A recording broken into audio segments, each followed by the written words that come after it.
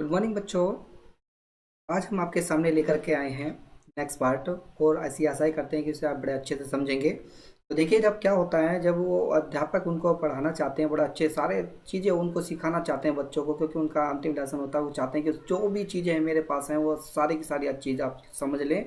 तो उसके बाद देखिए आगे क्या हो रहा होता है। देखिए आगे की ओर चलते हैं। तो उसने कहा, आफ्टर द ग्रामर तो we had a lesson in writing that day. H. Hamel had new the copies for us the written in the beautiful round hand round hand the France Alsace the France Alsace. They looked like the title the flag the fluttering the everywhere in the school or room the hug. उसने कहा, the hung from the road at the top of our the decks. You ought to have seen how everyone set to work and how quiet it was. The only sound was the scratching of their pen over the paper. Once some the battles flew in but nobody paid any attention to them. Not even the littlest one who the worked right in on the tracing their fish. The house as if that was fresh to on the roof. The pigeons quaid very low, and I thought to myself, will they make them sign in German? Even the pigeons. देखिए आप meaning देख लेंगे। The round hand का मतलब होता है बड़े अक्षर। तो अल्सैक का मतलब होता है हमारा, यहाँ पर बात कर रहे हैं वो एरिया है हमारा, जिसे बोल देते हैं हम जर्मन का जो एरिया होता है पूर्वोत्तरी एरिया। तो फ्रांस में अल्सेस लॉरेन नामक भूभाग, जिस पर जर्मनी में 1870 से लेकर 71 में कब्जा कर लिया गया था, और फ्रांस ने उसे उन्हें पुनः 1919 में स्वतंत्र करा लिया था। तो देखिए बाद में उन्होंने स्वतंत्र करा लिया था, पर उसकी बात है कि जब तो उसके जो फ्रांस था, उन्होंने तो उनका जो हार गए थे वो, और उसके बाद में फ्रांस से पुनः दोबारा से 1919 में स्वतंत्र करा लिया था। तो उस समय उसका जो अ, जर्मन का अधिकार हो चुका था उस पर। तो फ्लोटिंग का मतलब होता है तैरना, और यहाँ पर हवा में तैरते हुए। और स्क्रैचिंग का मतलब होता है, स्क्रैचिंग आउट का मतलब होता है कागज पर कलम के चलने में उत्पन्न आवाज़। जो कलम चलती है उसके चलने में जो आवाज़ आती है उस प्रकार की वो बता रहे हैं। वो कह रहे हैं आगे, तो हम्बल बीज का मतलब होता है भौरे जो होते हैं, और पिगन्स का मतलब होता है जो कबूतर होते हैं। तो उसकी वो बात यहाँ पर बता रहे हैं। वो क्या कह रहे हैं आगे, क्योंकि वो चीज़ें वो बताते हैं कि उस समय क्या होता है। तो व्याकरण के बाद में उन्होंने कहा, तो after the grammar, after the grammar, grammar के बाद में यानी कि व्याकरण के बाद में हमारे लिए, तो वी हैव अ लेसन, हमारे लिए इन राइटिंग, हमारे लिए लिखने के लिए एक अध्याय था। तो दैट डे, उस दिन क्या होता है, तो एम हैमल जो है हैड ए न्यू कॉपीज। तो एम हैमल ने हमारे लिए एक नई कॉपियों की व्यवस्था की थी। उनका M Hamel had a new copies for us, हमारे लिए नई व्यवस्था की थी कॉपी के लिए। Writing in a beautiful rain hand, rain hand का मतलब था जिनके ऊपर सुंदर सुंदर बड़े लेख में लिखना था। क्या में ना, बड़े बड़े सुंदर सुंदर लेख में लिखना था। और फ्रांस एलसेक्स में, जो एलसेक था, तो फ्रांस अल्सेस में उन्हें लिखना था। तो they looked like the little flag floating everywhere in the school room. उसने कहा कि वे छोटी छोटी पताकाओं के समान दिखाई देती थी, जो स्कूल के कमरे में स्वतंत्र जो सर्वत्र तैर रहे थे, वो कहना चाहते हैं।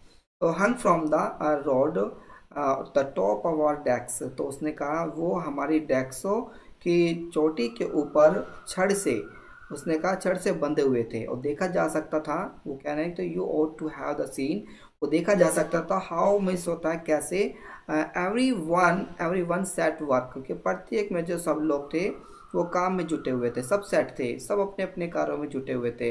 And how the quite it was, कि बड़े शांत थे सब लोग, सब अपने अपने कार्यों में जुटे हुए थे, वो सब शांत थे।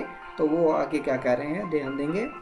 तो उसने कहा यहाँ पर it quite it was only the sound was the scratching, और वहाँ पर जो साउंड था वो आ रहा था, वो कैसे कह सकते हो, केवल कागज़ पर कलम से लिखने की आवाज़ बस केवल वहाँ सुनाई दे रही थी, और बाकी सब चीज़ें शांत पड़ी हुई थी। फिर आगे कहाँ सब ओनली साउंड केवल, उसके बाद स्क्रैचिंग द पेन ओवर, तो पेन के चलने की आवाज़ आ रही थी। तो one some battles flew in but nobody the paid any attention to them, लेकिन और कोई इन पर और कुछ वहाँ पर कोई और इस पर ध्यान नहीं दे रहा था। मतलब एक बार कहना चाहते हैं कुछ भोरे जो उड़ करके अंदर आ गए थे, तो उन्हें किसी ने उसकी ओर ध्यान नहीं दिया था, वो कहना चाह रहे हैं कि नो बडी, यहाँ पर लिखा ना, the scratching the pens over the papers one some the battles flew in the but nobody the paid my any attention to them, not the flew the little the ones। तो उसने कहा कि जो कुछ भोरे थे वो कुछ उड़ करके वो अंदर आ गए थे, पर उन्होंने किसी ने भी उन पर ध्यान नहीं दिया। और यहाँ तक कि ऐसे कह सकते हैं कि जब छोटे छोटे, जो उसने कहा छोटे जो लड़के थे, उन्होंने भी उन पर उनकी ओर कोई ध्यान नहीं दिया, उन्होंने भी उनकी ओर कोई ध्यान नहीं दिया जो मछलियां पकड़ने के लिए, यहाँ पर लिखा ना देखिएगा। तो one some the battles flew away, वो सब उड़ गए थे, बट नो बडी, कोई नहीं बचा था, पेड एनी अटेंशन, जो ध्यान दे सके, टू दैम, उन पर, नॉट इवन द लिटिल लिटिलेस्ट, जो कि उनसे सबसे छोटे थे। तो वन मतलब एक, जो who works right to on track tracing they are fish hooks. तो उसने कहा जो मछली पकड़ने के कांटे की तलाश है, हुक्स का मतलब होता है यहाँ पर कांटे की बात कर रहा है, जो मछली पकड़ने का कांटा होता है, एज इफ, जैसे मानो कि वो उसकी तलाश में हो और करने में लगे हुए हो, जैसे कि मानो कि वह फ्रेंच हो। यहाँ पे लिखता है ऐसे, एज इफ, जैसे मानो कि दैट वाज फ्रेंच टू, जैसे वो फ्रेंच हो, और छत पर कबूतर धीमे धीमे गुटरगू कर रहे थे। उसने कहा द ऑन द रूफ, और रूफ मतलब छत पर, द पिगन्स जो थे कुकड वेरी लो, मतलब क्वाइट क्वाइट वो आवाज़ उस तरह की वो कर रहे थे, यानी कि गुटरगू गुटरगू वो कर रहे थे। एंड आई थॉट, और मैंने सोचा, टू माई सेल्फ, और मैंने अपने आप को सोचा कि will they make them the sing in German even the pigeon. मैंने सोचा कि अब जो वो कबूतर जो है, अब जैसे अब तो फ्रांस में इस तरह से गाना गाता है, वो हो सकता है कि वो जर्मन में गाना गाएंगे कुछ दिनों बाद। देखिए वो बड़ी बात हंसी की, वो बोल रहा है कि वही जो फ्रेंच है, वो कह रहा है कि देखिए मैंने भी ये सोचा कि अब ये जो कबूतर हैं, जो पक्षी हैं मतलब, तो ये भी अब जर्मन में ही गाना गाएंगे, अब ऐसा लगने लगा है मुझे भी। तो इस प्रकार की वो बातें उनसे वो कर रहा है। तो फिर आगे वो क्या, देखिए वो क्या कहता है, वेन एवर, जिस प्रकार the I looked up from my the writing I saw M Hamel sitting motion in his chair and gazing the first at one the things, then at another, as if he wanted to fix in his mind just how everything looked in that little the school rooms the France। France की वो बात कर रहा है। उसने कहा fancy for 40 years he had been there in the same place with his garden outside the window and his glasses, and in front of him, just like that, only the decks and bench had been worn the smooth, the walnut trees in the garden, the water and the hop wine that he had planted himself, or twined about the windows to the roof. How it must have the broken his heart to leave it all the poor man to hear his sister moving about in the room about the packing their trunks, for they must leave the country next day. तो उस प्रकार वो बता, देखिए word meaning आप लोग देख लीजिएगा। उसने कहा था मोशनलेस का मतलब होता है बिना हिले डुले, और गैजिंग का मतलब होता है टकटकी लगा करके देखना, और फैंसी का मतलब होता है सुखद कल्पना करना, और वॉलनट ट्री का मतलब होता है अखरोट के पेड़ से हम लोग बोलते हैं। उसने कहा तो होप वाइन का मतलब होता है होप नाम की एक बेल लता जिसके फल शराब को तीखा करने के काम में आते हैं, और ट्विंट का मतलब होता है ये सब होता है लिपट गए थे। इस प्रकार देखिए उसने कहा कि वैन एवर, जिस प्रकार आई looked up from my the writing, कि जब मैं भी लिखते लिखते ऊपर देखता था। वो कहना चाह रहा है कि वैन में जब आई लुक्ड अप, मैं जब लिखते लिखते जब मैं ऊपर देखता था, तो मैंने ऐसा देखा, ऐसा मैंने देखा एम हैमल को सिटिंग और बैठे हुए मोशनलेस, मतलब उसने उस स्थिति में मैंने ऐसे बैठे हुए देखा इन दिस चेयर, उस अपनी चेयर पर उनकी, एंड गेजिंग मतलब वो टकटकी लगा करके देख रहे थे, फर्स्ट मतलब पहली बार, एट वंस थिंग्स एक वस्तु को, देन एट अनदर एक वस्तु से दूसरी वस्तु की ओर, मतलब ऐसे वो टकटकी लगा करके वो देख रहे थे। मैंने पहली बार ऐसे उनको देखा था, कि मैंने भी पहले कभी ऐसा उनको नहीं देखा था कि वो टकटकी लगा करके एक तरफ से दूसरी तरफ देख रहे थे, मानो वे अपने मस्तिष्क में बिठाना चाहते थे कि भाई मान लो कि बस वो उनके मस्तिष्क में ऐसा वो करना चाहते थे। इसने कहा ऐसे जैसे मानो कि wanted to fix in his mind, जैसे मानो कि उसका मस्तिष्क बिल्कुल फिक्स हो चुका हो। तो जस्ट हाउ, जिस प्रकार एवरीथिंग लुक्ड, उन्हें प्रत्येक चीजें जो तो दिखाई दे रही थी in that little school room, बस उन्हें केवल छोटी छोटी जो चीजें थी वो उन्हें दिखाई प्रतीत हो रही थी, ऐसे मानो कि वो सुखद कल्पना वाली दिखाई दे रही थी स्कूल में। ने कहा कि जो स्कूल के उस छोटे छोटे कमरे में वो चीजें ऐसी प्रतीत हो रही थी, सुखद बढ़िया लग रही थी, कहने का मतलब ये है। तो फैंसी फॉर द 40 ईयर्स, यानी कि 40 वर्षों के बाद उसकी बात कर, वे 40 वर्ष तक इसी स्थान पर रहे।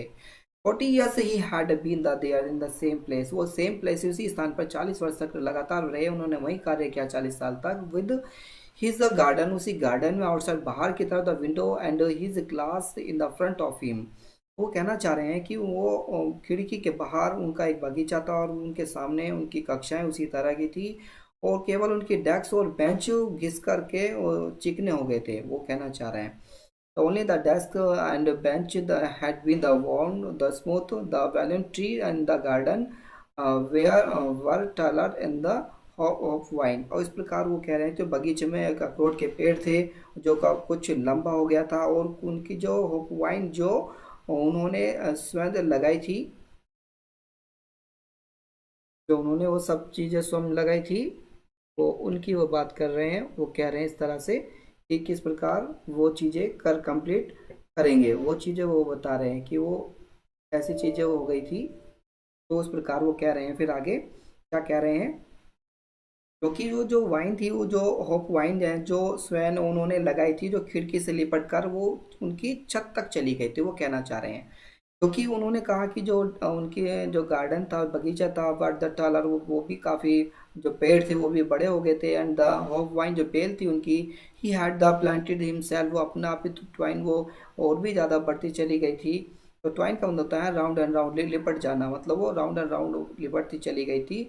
अबाउट द विंडो, उस खिड़की पर, टू द रूफ, छत की खिड़की पर वो बेल थी वो लिपट गई थी। तो हाउ, जिस प्रकार भी, हाउ मीन्स कैसे, it must have the broken his heart to leave it all. तो उसने कहा इस सब को छोड़ने पर उनका दिल टूट टूट गया था। मतलब ऐसा समझो, जब कोई व्यक्ति कोई चीज़ को छोड़ करके जब वो जा रहा होता है तो उस व्यक्ति का जो दिल है वो टूट जाता है। तो इस प्रकार जो टीचर हैं वो हमारे एच एम हेमल, तो उनका भी वो दिल है वो टूट रहा था। इस प्रकार एक ऑल अ पुअर मैन, जितने भी पुअर मैन का मतलब यहाँ पर हेमल की वो बात कर रहे हैं, वो बेचारे एम जो एम हेमल हैं वो क्या कर रहे हैं, हियर वो सुनते हैं his sister moving about in the room about the packing their trunks for they must leave the country next day। अब वो कह रहे हैं कि ऊपर कमरे में वे अपने बहन को अपने बक्सों के सामान पैक करते हुए सुन रहे थे, कि भाई मेरी जो बहन है वो भी अपना जो बक्सा है वो उसमें सामान पैक वो कर रहे हैं,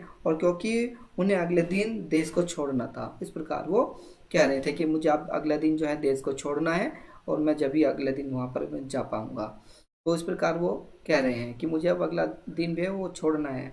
तो इस प्रकार वो आगे क्या कर रहे हैं देखिएगा। चलिए मैं इसको अभी थोड़ा लंबा सा कर देता हूँ वीडियो को, यहाँ पर इसको आगे ख़त्म कर देंगे। बट लेकिन ही हैड द करेज, लेकिन उन्हें साहस होता है to hear every the lesson to the very last after the writing. तो we had a lesson in history and then the babies chanted their ba be do bo boo down there are the back of the room. The old houser had put on his spectacles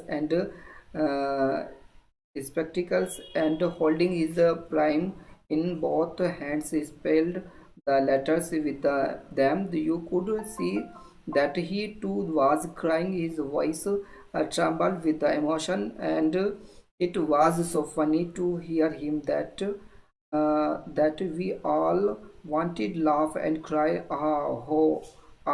How well I remember it that last lesson। तो देखिए इसका पहले हम आपको word meaning देख लेते हैं। तो वोकेबलरी में हमारा to very vast, very last का मतलब होता है हमारा अंतिम क्षण से हम बात करते हैं। अंतिम क्षण तक। और वॉइस का मतलब होता है ट्रम्बलिट, मतलब कांपना, इसे बोलते हैं आवाज़ को लड़खड़ाना, इसे हम लोग बोल देते हैं। या फनी का मतलब होता है मज़ेदार, इसे हम लोग बोल देते हैं। तो देखिए फिर उसमें फिर हम वहीं पर आ जाते हैं। लेकिन वो क्या कह रहे हैं, बट लेकिन क्या होता है उस, लेकिन वो उसकी वो बात को बता रहे हैं क्या होता है उस समय। बट ही हैड अ करेज, लेकिन उनके साथ उनमें एक साहस था। उनमें क्या था, एक साहस था। वो साहस उनके अंदर अभी भी बरकरार था कि to hear the every the lesson, वो प्रत्येक लेसन को वो सुन रहे थे। यानी कि उसने कहा लेकिन उनमें प्रत्येक अध्याय को पूर्णता के साथ सुनने का एक उत्साह था। लिखने के बाद वो बात कर रहे हैं, आफ्टर द राइटिंग, यानी लिखने के बाद हमने इतिहास का पाठ पढ़ा, और ये सब हमने लिखने के बाद we had a lesson in history. अब तो हमने क्या किया, एक लेसन को पढ़ा इतिहास के, एंड देन तब क्या होता, बेबीज चैंटिंग इन देयर बा, इस तरह से जो बच्चों ने गाया कि बा बेबी बो बू, इस तरह से उन्होंने वो सब गाया। और कमरे के पिछले हिस्से में बैठे वृद्ध हो सर, यहाँ पर लिखा है देखिएगा, द अब यहाँ पर लिखा है ना, down there at the back of the room the whole old Hauser had put on his spectacles and holding his primer in both hands, spilled the letters with them। तो उसने कहा कि जो पिछले हिस्से पर कुछ वृद्ध जो होसर अपने चश्मा लगाए वो बैठे हुए थे, तो वहाँ पर अपने दोनों हाथों में अपने वर्णमाला की पुस्तक पकड़े हुए थे वो सब। उन्होंने वर्णमाला की जो पुस्तक थी वो पकड़े हुए थे। जो लेटर्स थे यहाँ पे spelled the letters with them, उनको पकड़े हुए थे। तो यू कुड सी दैट, और तुम उसको देख रहे थे। तो ही टू वाज क्राइंग, तो वो भी इस प्रकार जैसे हिज्जो का उच्चारण करते हुए मतलब बोलते हैं। जो उर्दू का शब्द भी है हिज्जो, जो बोलते हैं इस तरह से हिज्जो करके बोलते हैं ना, ए फॉर एप्पल है, बी फॉर बॉय है, फिर ए, इस तरह से बोलते हैं। तो ये हिज्जो करके वो बोलना होता था उससे उन शब्दों को। वो एक उनका उच्चारण कर रहा था, मतलब हिज्जो का मतलब था उच्चारण करना, उसको बोलना। तो उसको इस प्रकार वो बोल लेते हैं, the voice the trembling with the emotion. तो इस प्रकार की जो उनकी इमोशन वाली भाषा थी, मतलब एक भावना उनके अंदर से झलक रही थी, emotional with the emotion, and was so funny to here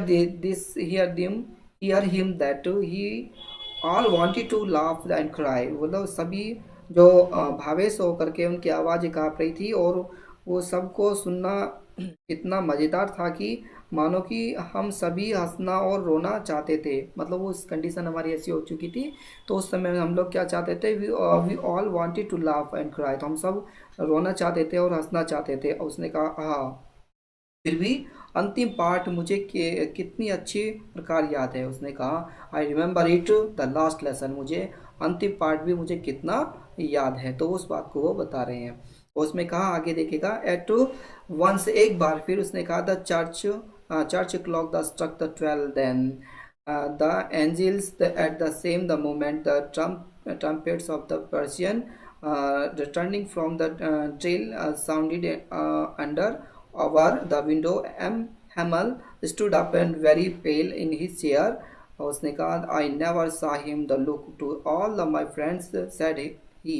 I उसने कहा but something talked him in, he could not go on। तो उसने कहा आगे, then he turned to the blackboard, took a piece of chalk, and bearing on with all his might, he wrote as large as he could, Vive la France। देखा वाइव ला France, ये सब उसने बातें कही हैं। देखिएगा आप लोग आगे, देन मन तब ही स्टॉप, वो रुक गया, एंड लर्निड, उसने सीखा, his head against the wall and the without a word he made a gesture to us with his hand, school in dismissed, you may go. तो एंजल्स का, या एंजल्स का मतलब होता है ईसा मसीह के आह्वान के लिए घंटी बजाया जाना। और ट्रम्पेट का मतलब होता है बिगुल। और टॉल का मतलब होता है बेतुका, असामान्य। और चौक का मतलब होता है हमारा, उसे कहते हैं गला रुद गया। और उसके बाद गो ऑन का मतलब होता है कंटिन्यू, बात जारी रखना। और वाई वा वाई वाई ला फ्रांस, इसका मीनिंग है फ्रांस जिंदाबाद, अगेंस्ट द नियर टू, पास के समीप। और गेस्चर का मतलब होता है हमारा, गेस्चर का मतलब भाव, और हम भी माओ से संकेत करना। इज डिसमस्ड का मतलब होता है समाप्ति या विसर्जन हो जाना।